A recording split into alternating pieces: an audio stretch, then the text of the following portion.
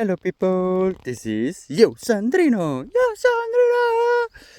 and yeah, today I want to show you how I plant the fruit tree.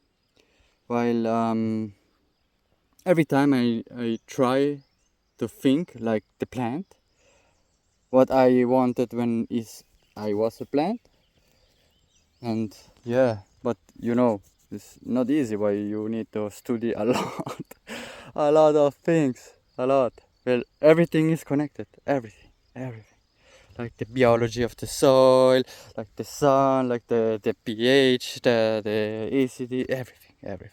But this is I painted, while this is más o menos in the center, and is 1 meter of raggio, while I make everything here around very soft, full of organic material.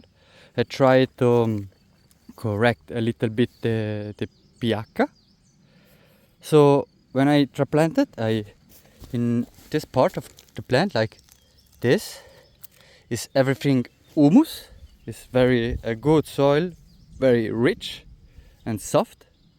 So the plant, the first layer is a very rich, soft layer, and with the roots they can go with no problem. Expand, and with all the nutrients, with uh, they no need to put so much energy. Then why this is why they can grow with less stress and hope with less problem. See ya.